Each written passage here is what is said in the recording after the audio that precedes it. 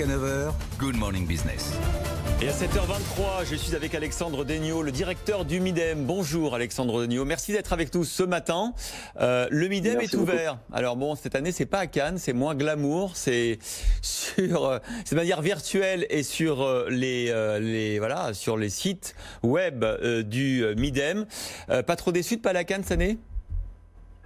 Toujours un peu déçu de ne pas être à Cannes, mais voilà, aujourd'hui on a trouvé une alternative qui permet de servir l'industrie de la musique et qui est une belle alternative de rencontres, de connexion entre les professionnels et de partage d'informations. Avec quand même 64 sessions, 23 keynotes, 263 intervenants venus de 48 pays. Alors avec vous ce matin, Alexandre Degnaud, ce que je voulais, c'était effectivement de comprendre un petit peu où va l'industrie musicale. On connaît ces mutations structurelles au cours des dernières années, le streaming, le business des concerts live qui font les revenus des artistes. Alors tout ça a été bouleversé par la crise. Déjà le streaming. J'ai vu que le streaming ne s'est pas si bien porté que ça pendant le confinement. Il n'y a pas eu une ruée des Français vers les services d'abonnement streaming. Ils ne sont pas désabonnés, mais bon, il n'y a pas eu un boom, si je me trompe. Alors, il y a eu deux phases. Il y a eu une première phase au début du confinement. Au niveau mondial, il y a eu un ralentissement de la consommation, car on sait que principalement la consommation a lieu pendant les trajets domicile-travail ou en club de gym, etc. Donc, ça a un peu bouleversé, donc ça a ralenti cette consommation, mais en même temps, on a vu par la suite une augmentation des abonnés. Donc, dans le monde entier, les abonnés continuent à grandir. Donc, le stream porte très bien. Et en même temps, en termes de consommation de contenu, il y a la musique, mais maintenant, il y a les podcasts qui prennent une grande place.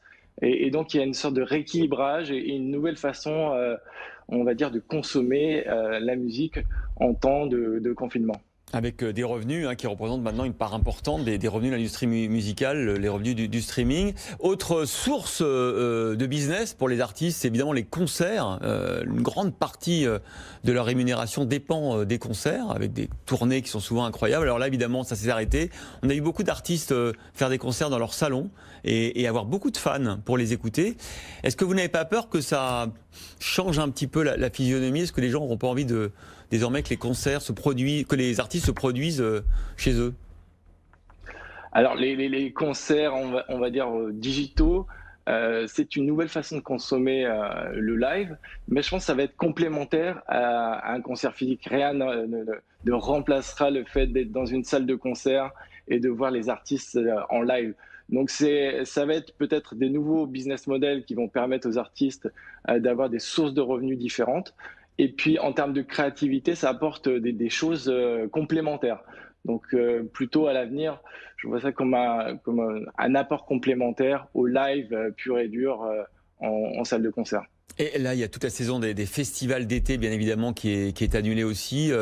Comment vont en général les artistes et leurs producteurs et les maisons de disques ? Est-ce que vous êtes très inquiet de leur situation économique aujourd'hui ? C'est sûr qu'actuellement, avec la situation post-Covid, c'est très compliqué, et notamment pour le secteur du live qui a beaucoup souffert.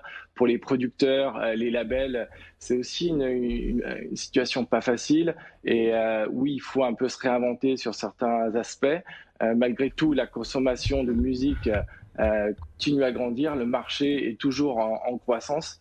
Mais voilà, il va falloir que tout le monde se resserre, travaille ensemble. Et c'est pour ça que le Midem est là. Il est là pour permettre à tous ces professionnels de se retrouver, d'échanger ensemble. On a choisi cette année de le donner accessible à tous gratuitement.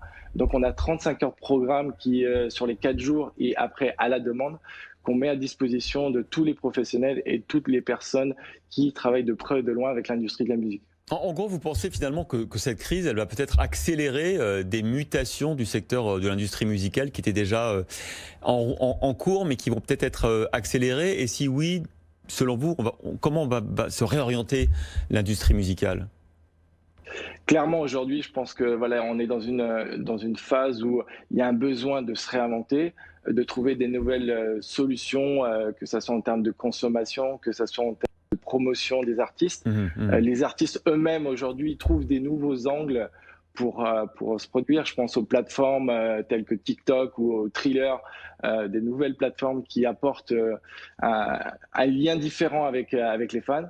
Donc c'est une période on va dire, très changeante, mais en même temps très riche en termes de créativité et pour la musique en général. Et vous avez raison, hein, Alexandre Degnaud, ce lien qu'on crée avec son public, il est en train de changer profondément avec les réseaux sociaux, le fait de se créer des communautés qui ensuite achèteront, écouteront vos disques, iront au concert. En fait, le lien direct entre les musiciens et leur public est plus fort que jamais. Grâce au numérique, paradoxalement, on revient un petit peu 40 ou 50 ans en arrière avec ce lien un peu charnel, intime avec les artistes. Exactement, exactement. Et puis de voir les artistes chez eux, faire des lives chez eux ou créer du contenu chez eux, ça crée encore plus de proximité avec les artistes qui sont aujourd'hui voilà, le cœur de la musique. Sans eux, il n'y a pas de musique et on sait que la musique, ça nous porte tous. Donc je voudrais encore saluer tous ces artistes connus ou inconnus qui chaque jour produisent de la musique, des émotions pour nous tous.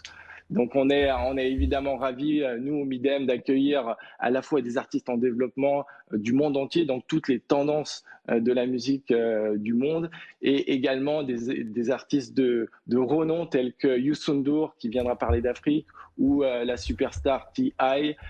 Qui vient d'Atlanta, ou Akon ou Wyclef. Voilà, on a beaucoup de talents qui vont participer au Midem, qui participent au Midem, pour échanger et pour partager leur point de vue. Et voilà, tout ça est à suivre jusqu'au vendredi 5 juin sur les sites du Midem. À défaut d'aller à Cannes, on peut aller sur son ordinateur. Merci beaucoup Alexandre Degnaud. J'espère qu'il y aura un peu de concerts aussi en même temps pendant...